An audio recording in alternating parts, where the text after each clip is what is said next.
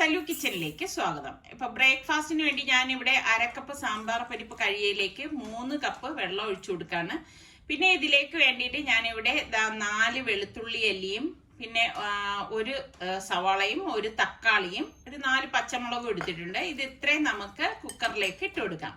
എല്ലാം ഒരുമിച്ച് തന്നെ നമ്മൾ ഇട്ട് കൊടുക്കുകയാണ് ചെയ്യണത്. ഇതിലേക്ക് 1/4 ടീസ്പൂൺ ചെറിയ ജീരകവും 1 ടീസ്പൂൺ മഞ്ഞൾപ്പൊടിയും 1.5 ടീസ്പൂൺ മല്ലിപ്പൊടിയും 1 ടീസ്പൂൺ കായപ്പൊടിയും കാശ്മീരി ചില്ലി പൗഡർ 1.5 ടീസ്പൂണും പിന്നെ പാകത്തിനുള്ള ഉപ്പും കൂടി ഇട്ട് കൊടുക്കുകയാണ്.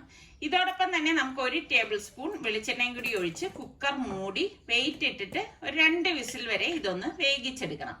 2 വിസിൽ കേട്ട് കഴിഞ്ഞ് സ്റ്റീമൊക്കെ പോയ ശേഷം കുക്കർ തുറക്കുമ്പോഴേക്കും ഇതിപ്പോ ചെറിയ കുക്കർ ആയതുകൊണ്ടാണ് പെട്ടെന്ന് വെന്ത് കിട്ടും കേട്ടോ. അപ്പൊ എല്ലാം പരുവത്തിന് വെന്ത് ഉടഞ്ഞു വന്നിട്ടുണ്ട്. അത് നന്നായിട്ട് ഞാനൊന്ന് ഉടച്ചു കൊടുക്കാണ്. എളുപ്പം ഉണ്ടാക്കിയെടുക്കാൻ പറ്റുന്ന ഒരു അടിപൊളി സാമ്പാറാണ് കേട്ടോ. ഇപ്പൊ തന്നെ നല്ല ഒരു മണം വരുന്നുണ്ട്. കാരണം കായൊക്കെ എല്ലാ മസാലപ്പൊടികളും നമ്മളിപ്പൊ ചേർത്തിരിക്കുകയല്ലേ. അപ്പൊ ഇതുകൊണ്ടൊന്നും തീർന്നിട്ടില്ല. അപ്പൊ ഇതെല്ലാം ഞാൻ നല്ലതുപോലെ ഒന്ന് ഉടച്ചെടുത്തിട്ടുണ്ട്. പിന്നെ നമുക്ക് മറ്റൊരു ചട്ടി അടുപ്പത്തേക്ക് വെച്ച ശേഷം ഇതിലേക്ക് 2 ടേബിൾ സ്പൂൺ വെളിച്ചെണ്ണ ഒഴിച്ചു കൊടുക്കാം. വെളിച്ചെണ്ണയിലാണ് നമ്മളിത് തയ്യാറാക്കുന്നത്. പിന്നെ നമുക്ക് 1 ടീസ്പൂൺ കടുകും ഒരു 1/4 ടീസ്പൂൺ ഉലുവയും ഇട്ട് പൊട്ടിച്ച ശേഷം ഞാനിവിടെ ഒരു 3-4 വറ്റൽമുളക് മുറിച്ചിട്ടിട്ടുണ്ട്. അതും കൂടി നമുക്ക് ഇതിലേക്ക് ഇട്ട് കൊടുക്കണം. അപ്പൊ ഫ്ലെയിം ഒന്ന് കുറച്ചിട്ട ശേഷമാണ് നമ്മൾ ഇതൊന്ന് മൂപ്പിച്ചെടുക്കുന്നത്. അല്ലെങ്കിൽ എന്താണെന്ന് വെച്ചാൽ ഇത് കരിഞ്ഞു പോകും. അതിനുശേഷം ഒരു 7-8 ചെറിയ ചുവന്നുള്ളിയും ഒരു കൈപ്പിടി കറിവേപ്പിലയും കൂടി ഇതുപോലെ ഒന്നിട്ട് വഴറ്റി കൊടുക്കുകയാണ് ചെയ്യണത്. ചെറിയുള്ളി വട്ടത്തിലരിഞ്ഞാണ് ഞാൻ ഇവിടെ എടുത്തത് കേട്ടോ. ചെറിയുള്ളി തന്നെ ചേർക്കുന്നതാണ് ടേസ്റ്റ് കൂടുതൽ. അപ്പൊ ഇതൊന്ന് മൂത്ത് വരുന്ന സമയത്ത് 1 ടേബിൾ സ്പൂൺ സാമ്പാർ പൊടി ഞാൻ ഇതിലേക്ക് ഇട്ടിട്ട് ഫ്ലെയിം കുറച്ചിട്ട് ഒന്ന് ഇളക്കി കൊടുക്കാണ്. ഇളക്കി കൊടുത്ത ശേഷം ഒരു 1/4 കപ്പ് പുളിവെള്ളം ഒഴിച്ചു കൊടുക്കാതെ ഒരു നെല്ലിക്ക വലിപ്പത്തിൽ പുളി 1/4 കപ്പ് വെള്ളത്തിൽ പിഴിഞ്ഞെടുത്തതാണ്. അതിനുശേഷം നമുക്ക് ഈ വേവിച്ച് വെച്ചിരിക്കുന്ന സാമ്പാർ പരിപ്പും വെജിറ്റബിൾസിന്റെയും കൂട്ട് ഇതിലേക്ക് ഒഴിച്ചു കൊടുക്കാം. ഇപ്പൊ നല്ല തിക്കായിട്ടാണ് ഇരിക്കുന്നത്. അപ്പൊ ഇത്രയും കട്ടി നമുക്ക് വേണ്ട. തിളച്ച വെള്ളം ഞാൻ അതേ പ്രഷർ കുക്കറിലേക്ക് ഒഴിച്ച ശേഷം ഇതിലേക്ക് ഒഴിച്ചു കൊടുക്കാണ്. അപ്പൊ നമ്മളുടെ പാകത്തിനനുസരിച്ച് ഇതിന്റെ ലൂസ് കൂട്ടാം കേട്ടോ. ഒരുപാട് കട്ടിയായി കഴിഞ്ഞാൽ സാമ്പാറിന് അത്ര ടേസ്റ്റ് ഉണ്ടാവത്തില്ല. അതിന്റെ ഒരു പരുവം നിങ്ങൾക്ക് അറിയാലോ. നിങ്ങളുടെ വീട്ടിലുള്ളവർക്ക് ഇഷ്ടമുള്ള അനുസരിച്ച് അതിന്റെ തിക്നെസ് കൂട്ടുകയും കുറയ്ക്കുകയും ചെയ്യാം. അപ്പൊ ഇത് നല്ലതുപോലെ വെട്ടി തിളയ്ക്കണം. വെട്ടി തിളയ്ക്കുമ്പോഴാണ് അതിന്റെ ഒരു ടേസ്റ്റ് ഇരിക്കുന്നത് കേട്ടോ. ഇപ്പൊ തന്നെ നല്ല മണം വരുന്നുണ്ട്. അപ്പൊ നമ്മളുടെ സാമ്പാർ റെഡിയാണ്. ഇത് നമുക്ക് ഇഡ്ഡലിക്കും ദോശയ്ക്കും ഒക്കെ പറ്റിയ ഐറ്റമാണ്. ചോറിനും അടിപൊളിയാണ് കേട്ടോ. കുട്ടികൾക്കൊക്കെ ആണെങ്കിൽ കഷ്ണങ്ങൾ മാറ്റി വെക്കുന്ന ഏർപ്പാടുണ്ടല്ലോ. അപ്പൊ ഈ ഒരു സാമ്പാറാണെങ്കിൽ അവർക്ക് മാറ്റി വെക്കാൻ ഒന്നും ഉണ്ടാവത്തില്ല. അപ്പൊ കഴിഞ്ഞ വീഡിയോയിൽ ഞാൻ ദോശയ്ക്ക് ആട്ടി വെച്ചത് കാണിച്ചിട്ടില്ലേ? കണ്ടത് മാവൊക്കെ പൊങ്ങി വന്നിട്ടുണ്ട്. ഞാൻ പറഞ്ഞില്ലേ, ഞാൻ ദോശയ്ക്കും ഇഡ്ഡലിക്കും ഒക്കെ ഒരേ രീതിക്ക് തന്നെയാണ് ആട്ടിയെടുക്കുന്നത് കേട്ടോ. അപ്പൊ ഇതാണ് ആ വീഡിയോ നിങ്ങൾക്ക് കണ്ടാൽ മനസ്സിലാവും. ഇതാണ് ആ മാവിന്റെ ഒരു പരുവം എന്ന് പറഞ്ഞാല്. അപ്പൊ ഞാൻ ദോശക്കല്ല് അടുപ്പത്തേക്ക് വെച്ച് ചൂടാകുമ്പോഴേക്ക് കുറച്ച് എണ്ണ ഇതുപോലെ ഒന്ന് തടവി കൊടുക്കണം. അപ്പൊ ഈ ദോശക്കല്ലിന് ഒരു പ്രത്യേകത ഉണ്ട് കേട്ടോ. ഇത് അടിച്ച് പരത്തിയ കല്ലെന്നാണ് ഇതിന് പറയുന്നത്. ഹാൻഡ് മെയ്ഡ് ആണ്. ഒരുപാട് വർഷം പഴക്കമുള്ളതാണ്. അപ്പം നോൺ സ്റ്റിക്ക് പോലെ തന്നെ ഇളകി കിട്ടുന്ന ഒരു കല്ലാണ് കേട്ടോ.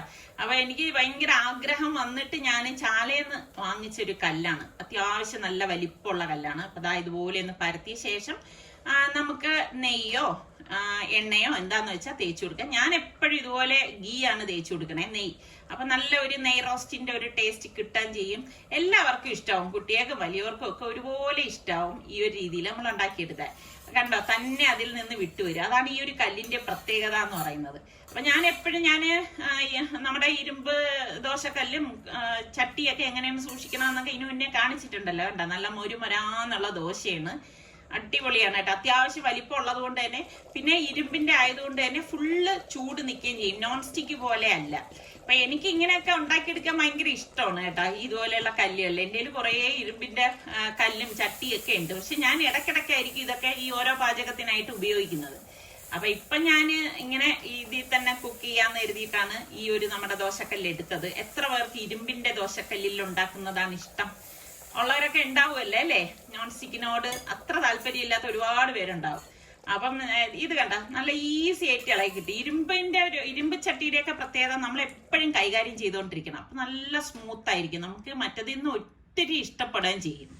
രാവിലെ ഞാൻ ബ്രേക്ക്ഫാസ്റ്റ് ഒക്കെ കഴിഞ്ഞ് റെഡി ആയിട്ട് വന്നിരിക്കുകയാണ്. അപ്പൊ ഇന്നത്തെ ദോശയും വെറൈറ്റി സാമ്പാറും നിങ്ങൾക്ക് ഇഷ്ടപ്പെട്ടല്ലോ അല്ലേ? ഇപ്പം സാമ്പാർ ഇഷ്ടമുള്ള എത്ര പേരുണ്ട്? എനിക്ക് ഭയങ്കര ഇഷ്ടമാണ് സാമ്പാർ. അതുകൊണ്ട് തന്നെ സാമ്പാറിൽ ഒരുപാട് പരീക്ഷണങ്ങൾ ഞാൻ നടത്താറുണ്ട്. ഒരുപാട് സാമ്പാർ ഞാൻ പോസ്റ്റ് ചെയ്തിട്ടുണ്ട്. കുറേ പേർക്കൊക്കെ എൻ്റെ സിമ്പിൾ സാമ്പാറാണ് ഇഷ്ടം എന്ന് പറഞ്ഞിട്ടുണ്ടായിരുന്നു. കാരണം അത് എളുപ്പമല്ലേ ഉണ്ടാക്കിയെടുക്കാൻ, ജോലിക്കൊക്കെ പോണവർക്കൊക്കെ ആണെങ്കിൽ. ഇന്ന് എത്ര പേരുടെ വീട്ടിൽ ദോശയും സാമ്പാറുമാണ്? നിങ്ങൾക്ക് ഇഷ്ടമുള്ള ബ്രേക്ക്ഫാസ്റ്റ് ഒക്കെ എന്താണ്? അപ്പം നമ്മൾ ഇതിൻ്റെ ഇടയിൽ ഒരു കോണ്ടസ്റ്റ് നടത്തിയത് നിങ്ങൾ ഓർക്കുന്നുണ്ടോ? അതേ മറന്നുപോയോ? അപ്പം ഏകദേശം 5 വീഡിയോയ്ക്ക് മുൻപായിരുന്നു ആ ഒരു കോണ്ടസ്റ്റ് നടത്തിയിട്ടുണ്ടായിരുന്നത്. അപ്പം അത് ഒരു വെറൈറ്റി പായസമാണ് ഞാൻ തയ്യാറാക്കിയത്. അപ്പം ആ പായസം എന്ന് പറഞ്ഞു കഴിഞ്ഞാൽ നല്ല അടിപൊളി പായസമാണ് കേട്ടോ. ആ പായസം നിങ്ങളിൽ എത്ര പേരുണ്ടാക്കിയിട്ടുണ്ട്? ഉണ്ടാക്കിയവരുണ്ടെങ്കിൽ ഒന്ന് പറയണേ. ശരിക്കും പറഞ്ഞാൽ ബോട്ടിൽ ഗാർഡ് കൊണ്ടാണ് ഞാൻ ആ പായസം ഉണ്ടാക്കിയത്. നമ്മളത് കുടിച്ചു കഴിഞ്ഞാൽ പറയത്തേ ഇല്ല കേട്ടോ ഇതൊരു വെജിറ്റബിൾ പായസമാണെന്ന്. അത്ര ടേസ്റ്റി ആയിട്ടുള്ള പായസമാണ്. പിന്നെ അത് നമ്മൾ ഫ്രിഡ്ജിൽ വെച്ചിട്ട് തണുപ്പിച്ച് കഴിക്കുമ്പോഴാണ് കേട്ടോ അടിപൊളി ടേസ്റ്റ്. ഒന്നീ നല്ല ചൂടോടുകൂടി കഴിക്കണം, അതല്ലെങ്കിൽ ഫ്രിഡ്ജിൽ വെച്ച് നല്ലതുപോലെ തണുപ്പിച്ചിട്ട് കഴിക്കണം. എനിക്ക് തണുപ്പിച്ചിട്ട് കഴിച്ചതാണ് ഇഷ്ടപ്പെട്ടത് കേട്ടാ. അപ്പം നിങ്ങൾ ഉണ്ടാക്കിയിട്ട് ഇല്ലാത്തവരാണെങ്കിൽ ഉണ്ടാക്കി നോക്കിയിട്ട് പറയും കേട്ടാ. അതിൻ്റെ ഫീഡ്ബാക്ക് കൂടെ ഒന്ന് തരേ. അതുപോലെ തന്നെ നമ്മൾ ആ ഒരു പായസം ഉണ്ടാക്കിയതിൽ മധുരത്തിന് പകരം ഞാൻ അതിൽ പഞ്ചസാരയ്ക്ക് പകരം മധുരത്തിന്, അതായത് പഞ്ചസാരയ്ക്ക് പകരം ഞാൻ അതിൽ എന്താണ് ആഡ് ചെയ്തത് എന്നതായിരുന്നു ക്വസ്റ്റ്യൻ.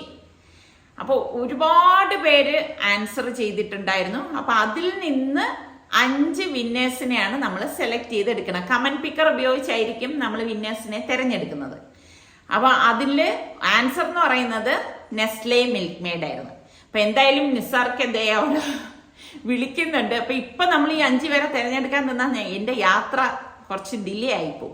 അപ്പം ഇൻഷാ അല്ലാഹ് ഞാൻ തിരിച്ചു വന്നിട്ട് എന്തായാലും നമ്മൾ വിന്നേഴ്സിനെ തിരഞ്ഞെടുക്കും. അപ്പം നിങ്ങൾ എവിടെയും പോവരുത്. ഞാൻ തിരിച്ചു വന്നിട്ട് നിങ്ങളിൽ ആരാണ് 5 വിന്നേഴ്സ് എന്ന് നമുക്ക് അറിയണ്ടേ. നിങ്ങളെ പോലെ തന്നെ എനിക്കും ആകാംക്ഷയുണ്ട്. അപ്പൊ ഇപ്പൊ ഇട്ട് കഴിഞ്ഞാൽ ഒരുപാട് അങ്ങ് ഈ പറഞ്ഞ മാതിരി എനിക്ക് പോകുന്ന സമയം ഇച്ചിരി ഡിലേ ആവും. അതുകൊണ്ടാണ് കേട്ടോ. എന്തായാലും നമുക്ക് വന്നിട്ട് വിന്നേഴ്സ് ആരാണെന്ന് നോക്കാം.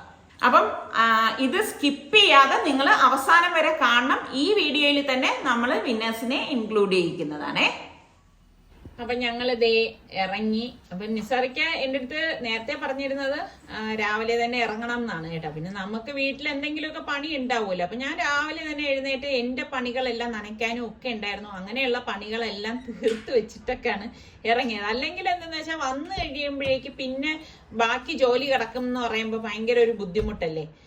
അപ്പൊ അതാ പോകുന്ന വഴി നല്ല രസമുണ്ടേ. ആകാശമൊക്കെ കാണാൻ എന്ത് രസമുണ്ടല്ലേ ഇങ്ങനെ കാണാനായിട്ട്. ഇന്നലെ രാത്രി റിച്ചുവിനെ വിളിച്ചിട്ടുണ്ടായിരുന്നേ. അപ്പൊ റിച്ചുവിന്റെ അടുത്ത് ഞാൻ ചോദിച്ചു, മോനെ വരുമോന്ന് ചോദിച്ചു. അപ്പൊ പറഞ്ഞു ഇല്ല വരത്തില്ല ഉമ്മ.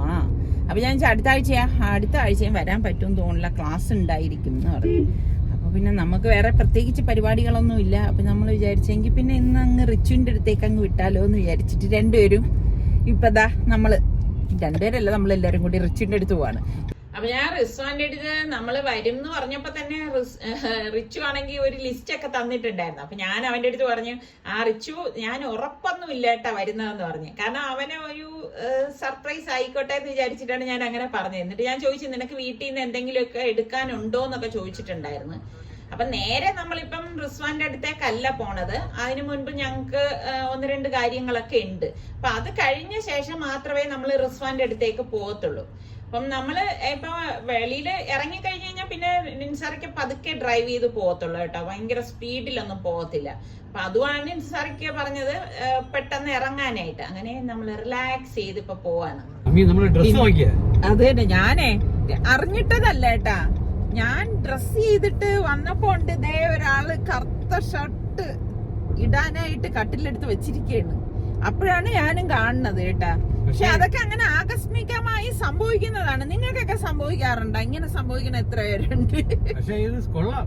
നമ്മള് വണ്ടി ഓടിച്ച് പോകുമ്പോഴേ നമ്മളെ ട്രാഫിക്കിൽ മറ്റേ ഇതുണ്ടല്ലോ സോറി ക്യാമറയിൽ ബെൽറ്റ് ഇല്ലെന്നേ പറയുള്ളൂ. അപ്പൊ ഇടയ്ക്കിടയ്ക്ക് നമ്മൾ ആ ക്യാമറ കാണുമ്പോഴേക്കൊന്ന് പിടിച്ചേക്കണം, അല്ലെങ്കിൽ ഒരു വെള്ള പേപ്പറെങ്കിലും ഇടയിൽ വെച്ചേക്കണം. അപ്പൊ അതാണ് അവസ്ഥ. എന്തായാലും ഇന്നിപ്പം നമ്മൾ ഇറങ്ങിയ സമയത്ത് മഴയൊന്നും ഇല്ല കേട്ടാ. അങ്ങോട്ടുണ്ടോന്ന് അറിയത്തില്ല. ഇപ്പൊ നല്ലൊരു കാലാവസ്ഥയാണ്.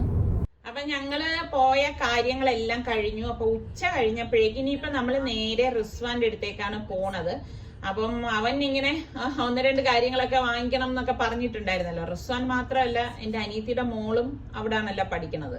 അപ്പം അവളെയും ഒന്ന് കാണണം. പോകുന്നെന്ന് പറഞ്ഞപ്പോ തന്നെ റിച്ചു പറഞ്ഞു, ഉമ്മ വരുമ്പോഴേക്കൊന്ന് ബ്രോസ്റ്റഡ് വാങ്ങിച്ചോണ്ട് വരുമോ പ്ലീസ് പ്ലീസ് എന്നൊക്കെ പറഞ്ഞു കേട്ടോ. പക്ഷെ ഞാൻ ഇതിനൊക്കെ എതിരാണ്. കാരണം ഞാൻ പറയും വീട്ടിൽ വരുമ്പോ കഴിച്ചാൽ പോരെ, ഇപ്പം അങ്ങോട്ടൊക്കെ എന്തിനാണ് കൊണ്ടുവരുന്നതെന്ന് ചോദിക്കാം. അപ്പൊ അവൻ പറഞ്ഞു പ്ലീസ് ഉമ്മ കൊതി വന്നിട്ടല്ലേ എന്നൊക്കെ പറഞ്ഞപ്പോഴേക്ക് അങ്ങനെ വാങ്ങിക്കാനായിട്ട് പോണ വഴിയിലാണ്. സാധാരണ ഇവിടെ കയറിയിട്ടാണ് വാങ്ങിക്കുന്നത് കേട്ടോ. അപ്പൊ ഇന്നിപ്പോ ഇവിടെ കയറിയപ്പോ എല്ലാം വിജനമായിട്ടിരിക്കുന്നു, ആരും ഇല്ല കേട്ടോ.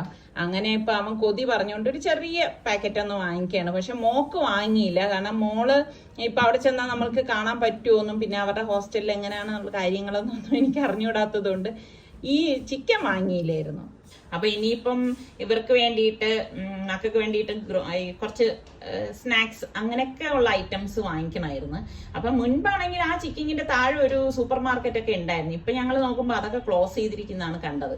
അങ്ങനെ മുന്നോട്ട് വന്നപ്പോഴേക്ക് അത് അവിടെ ഒരു സൂപ്പർ മാർക്കറ്റ് കണ്ടു. അപ്പൊ പിന്നെ എന്നാ പിന്നെ ഇവിടെ നിന്ന് വാങ്ങിയിട്ട് പോവാന്ന് കരുതി. ഇനി അല്ലെങ്കിൽ പിന്നെ അങ്ങ് പോകുമ്പോഴേക്ക് പിന്നെ ബുദ്ധിമുട്ടാവുമല്ലോ. ഹോസ്റ്റലിലൊക്കെ മക്കൾ ഇതുപോലെ നിൽക്കുമ്പം എന്തെങ്കിലുമൊക്കെ വാങ്ങി കൊടുക്കുമ്പോൾ ഒരു സന്തോഷമല്ലേ. അപ്പൊ മോക്ക് ഇങ്ങനത്തെ ഒക്കെ ഉള്ളതായിരിക്കാം ഇഷ്ടം കേട്ടാ. പക്ഷെ അവളങ്ങനെ അധികം കഴിക്കുന്ന കൂട്ടത്തിലൊന്നും അല്ല കേട്ടോ. അത് വേറൊരു കാര്യമുണ്ട്. നമ്മുടെ റിച്ചുവിനെയും മോളെ എടുത്ത് നോക്കിക്കഴിഞ്ഞാല് റിച്ചു ആണ് പിന്നെയും കഴിക്കുന്നത്. അപ്പൊ എന്തായാലും അവർക്ക് വേണ്ട കുറച്ച് ഐറ്റംസ് സാധനങ്ങളൊക്കെ എടുത്തു കഴിഞ്ഞിട്ട് ഇപ്പൊ ദാ നമ്മള് കോളേജ് എത്താറായിട്ടുണ്ട്. എനിക്കാണെങ്കിൽ ഈ കോളേജും ഹോസ്റ്റലും പരിസരവും ഒക്കെ കാണുമ്പോൾ സത്യം പറഞ്ഞാൽ എനിക്ക് കൊതി തോന്നും കേട്ടോ. ഞാൻ പഠിച്ച ആ ഒരു കാലഘട്ടത്തിലേക്ക് അങ്ങ് പോകും. നമ്മളൊക്കെ അങ്ങനെയല്ലേ? നിങ്ങൾക്കും അങ്ങനെയൊക്കെ കോളേജ് സ്കൂള് ഇതൊക്കെ കാണുമ്പോൾ ഒരു നൊസ്റ്റാൾജി തോന്നാറില്ലേ? അങ്ങനെ തോന്നണവർ ഒരുപാട് പേര് നമ്മുടെ കൂട്ടത്തിലൊക്കെ ഉണ്ടാവും അല്ലേ? അതാ നമ്മുടെ റിച്ചു വരുന്നത് നോക്കിക്കേ. ഇതാ അങ്ങനെ നമ്മുടെ റിച്ചു ആടി ആടി വരുന്നുണ്ട്. AC off ചെയ്യാവോ?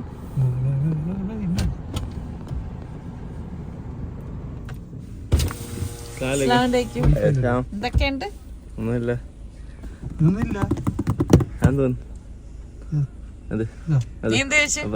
ഒന്നും കഴിച്ചില്ല, ഒരു കേക്ക് കഴിച്ചു. നിന്റെ സാധനമല്ല, ഏതാ എന്റെന്ന് പറഞ്ഞ നീ ആദ്യം ഇതെന്തോ വേണ്ടത് മാറ്റാൻ ബെഡ്ഷീറ്റ് വേണ്ടായിരുന്നാ? വേണ്ടേ? ഉണ്ട് നല്ല ആള്.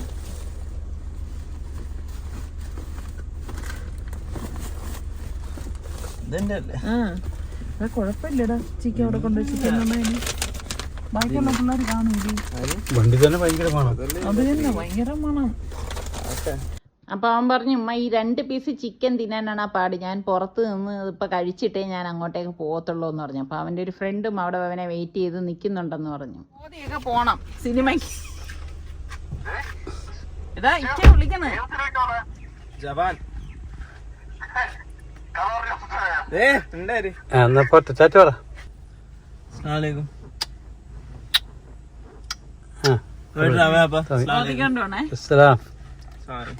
നമുക്ക് ഉമ്മയൊന്നുമില്ല. ഓക്കെ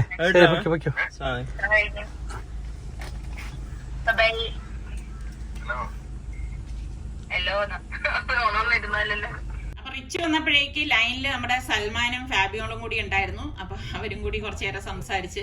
പിന്നെ അനിയത്തിയുടെ മോളെ ഞങ്ങള് വിളിക്കുമ്പോഴേക്ക് ലൈൻ കിട്ടിയില്ലായിരുന്നു. അങ്ങനെ റിച്ചുവിനെ സാധനങ്ങളെ ഏൽപ്പിച്ച് നാളെ തന്നെ കൊണ്ട് കൊടുക്കണം എന്ന് പറഞ്ഞു. പിന്നെ അത് കഴിഞ്ഞ് ഞങ്ങളിതേ 1-2 അടുത്ത് കയറാനുണ്ടായിരുന്നു. അതൊക്കെ കഴിഞ്ഞ ശേഷമാണ് ഫുഡ് കഴിക്കാനായിട്ട് വന്നത്. അപ്പൊ നിസാർക്ക് പറഞ്ഞു നമുക്ക് ട്രിവാൻഡ്രം പോയിട്ട് കഴിക്കാം എന്നാണ് പറഞ്ഞിരുന്നത്. ഞാൻ പറഞ്ഞു എനിക്ക് വല്ലാതെ വിശക്കുന്നുണ്ട്, അപ്പൊ കഴിച്ചിട്ട് പോവാന്ന് കരുതി. അങ്ങനെ നമ്മളിതാ ഇപ്പൊ ഫുഡ് കഴിക്കാനായിട്ട് വന്നതാണ്. അങ്ങനെ നമ്മൾ വന്നിടൻ തന്നെ ഓർഡർ കൊടുത്തു. അപ്പൊ അവര് പറഞ്ഞു ഒരു 15 മിനിറ്റ് മിനിമം എടുക്കും എന്ന് പറഞ്ഞു. ഇങ്ങനെയൊക്കെ ഉള്ള റെസ്റ്റോറൻറ്റിൽ അങ്ങനെയാണല്ലോ, കുറച്ച് ടൈം എടുക്കുമല്ലോ. അപ്പോൾ നിസാറിക്ക അടിച്ച ചായ ചോദിച്ചപ്പോൾ അവർ പറഞ്ഞു ഇവിടെ ചായ ഇല്ല എന്ന് പറഞ്ഞു. അപ്പം ഞാൻ പറഞ്ഞു എങ്കിൽ എനിക്കൊരു ബ്രൊക്കോളി ക്രീം സൂപ്പ് എടുക്കാൻ പറഞ്ഞു. അപ്പം നിസാറിക്ക സൂപ്പൊന്നും കുടിക്കാത്തത് കൊണ്ട് ഞാൻ സൂപ്പാണ് പറഞ്ഞത്. നിസാറിക്ക പറഞ്ഞു എന്നാൽ ഒരു സുലൈമാനി മതിയെന്ന്. അപ്പോഴേക്ക് ഇതാ തിളച്ച വെള്ളം കൊണ്ടുവന്ന് മുന്നിൽ വെച്ചു. പിന്നെ പഞ്ചസാര, തേയില, നാരങ്ങ ഇതൊക്കെ സെപ്പറേറ്റ് വെച്ചിട്ടുണ്ട്. അത് നിസാറിക്ക തന്നെ സ്വന്തമായിട്ട് തേയില വെള്ളം ഉണ്ടാക്കി കുടിക്കണം. അപ്പോൾ എനിക്കിതൊക്കെ കണ്ടപ്പോൾ ചിരി വന്നു. എന്തായാലും എനിക്ക് ഉള്ള സൂപ്പ് ഞാനിങ്ങനെ ആസ്വദിച്ച് കുടിച്ചു. നല്ല അടിപൊളി സൂപ്പായിരുന്നു കേട്ടോ. പിന്നെ അത് കഴിഞ്ഞ് ഞങ്ങൾ കഴിക്കാനായിട്ട് ഓർഡർ കൊടുത്തത് നിസാറിക്ക അപ്പവും ഞാൻ എന്തായിരുന്നു എന്തോ ഒരു പേര് പറഞ്ഞേട്ടാ. സത്യം പറഞ്ഞാൽ ആ മാവിൽ കുറച്ച് തേങ്ങ ഇട്ടതായിരുന്നു സംഭവം. പിന്നെ ബീഫ് ഉലർത്തിയതാണ് കേട്ടോ. അപ്പം അത് കുറച്ച് ക്വാണ്ടിറ്റി ഉണ്ടായിരുന്നു ബീഫ് ഉലർത്തിയത്. ഞങ്ങളാണെങ്കിൽ 2 പേരേ ഉള്ളൂ കേട്ടോ. ഇപ്പോഴാണെങ്കിൽ ഞങ്ങൾ 2 പേരും ഒരുപാടൊന്നും കഴിക്കുന്ന കൂട്ടത്തിലുമല്ല. ഞാൻ മുൻപൊക്കെ നല്ല പുള്ളിങ്ങ ഉണ്ടായിരുന്ന വ്യക്തിയാണ്. ഇപ്പൊ എന്നെ കൊണ്ട് പറ്റത്തില്ല, കുറച്ച് മാത്രമേ കഴിപ്പൊക്കെ നടക്കത്തുള്ളൂ. അങ്ങനെ ഫുഡൊക്കെ ഇപ്പൊ നമ്മൾ കഴിക്കുകയാണ്. നല്ല അടിപൊളി ബീഫായിരുന്നു കേട്ടോ. ബീഫ് ഉലർത്തിയത് നല്ല ടേസ്റ്റ് ഉണ്ടായിരുന്നു. അപ്പം ടയേർഡായിട്ട് ഇരുന്നത് കൊണ്ട് നമുക്ക് പിന്നെ ഈ ഒരുപാട് കഴിക്കാനൊന്നും തോന്നത്തുമില്ല. വിശപ്പൊന്നും അടക്കണം മാത്രമേ ഉണ്ടായിരുന്നുള്ളൂ. പക്ഷെ ബില്ല് വന്നപ്പോഴാണ് ഞെട്ടിപ്പോയത് കേട്ടാ. വേറൊന്നുമല്ല, നിസാറിക്കയുടെ ആ ഒരു ചൂടുവെള്ളം സ്വന്തമായിട്ടുണ്ടാക്കിയ തേയിലവെള്ളത്തിന്റെ വില 70 രൂപ. കൊള്ളാല്ലേ, നമ്മൾ വീട്ടിൽ എത്ര രൂപയാണ് അപ്പൊ ഓരോ തേയിലവെള്ളത്തിന് മുടക്കുന്നത്. ഇന്ന് രാവിലെ നല്ല ഒരു കാലാവസ്ഥ കേട്ടോ. പിന്നെ നമ്മൾ 5 പേരെ വിന്നറായിട്ട് തിരഞ്ഞെടുക്കും എന്ന് പറഞ്ഞില്ലേ, ഇതുവരെ നമ്മൾ എടുത്തില്ലല്ലോ. അപ്പൊ നമുക്ക് ആ വിന്നേഴ്സിനെ തിരഞ്ഞെടുക്കാം. അപ്പൊ ഈ വീഡിയോയിലാണ് ഞാൻ ക്വസ്റ്റ്യൻ ചോദിച്ചിരുന്നത്, മനസ്സിലൊട്ടും നനയ്ക്കാത്ത ഐറ്റം കൊണ്ടൊരു പായസം, വെറൈറ്റി പായസം എന്നുള്ളത്. അപ്പൊ നമ്മളിതാ ലിങ്ക് കോപ്പി ചെയ്തു. ഞാൻ പറഞ്ഞില്ലേ, കമന്റ് പിക്കർ ഉപയോഗിച്ചാണ് നമ്മൾ വിന്നേഴ്സിനെ തിരഞ്ഞെടുക്കുന്നത്. സലു കിച്ചൻ ആണ് നമ്മുടെ വിന്നേഴ്സിന് സമ്മാനം കൊടുക്കുന്നത്. അത് നമുക്കിവിടെ കോപ്പി ചെയ്യാം. ആൻസർ എന്തായിരുന്നു സമി? Nestle milk made.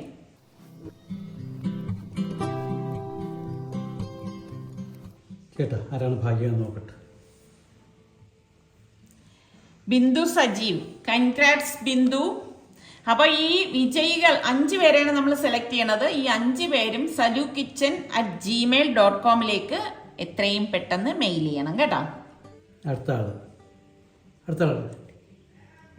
എഴുതി വെച്ചിട്ട് ഞാൻ സ്ക്രീൻഷോട്ട് എടുത്തിട്ടുണ്ട്.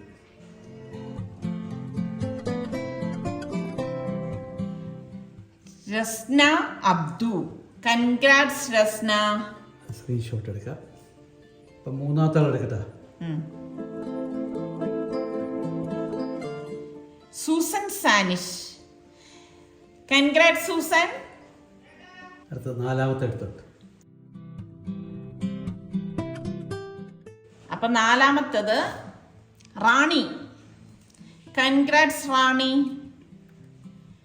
നമ്മുടെ 5th വിന്നർ ആരാണെന്ന് നോക്കാം. ഫസീല മുജീബ്. കൺഗ്രാറ്റ്സ് ഫസീല. അപ്പൊ ഈ 5 പേരും എത്രയും പെട്ടെന്ന് salukitchen@gmail.com മെയിൽ ചെയ്യണം. നമ്മൾ സലു കിച്ചൻ ഹാൻഡ് ചോപ്പറാണ് ഈ 5 പേർക്കും നൽകുന്നത്. അപ്പോൾ എല്ലാവരും സന്തോഷമായല്ലോ അല്ലേ? അപ്പൊ ഇനി നമുക്ക് പുതിയ റെസിപ്പിയോ വീഡിയോ ആയിട്ടൊക്കെ കാണാം. അതുവരയ്ക്കും എല്ലാവർക്കും ബൈ.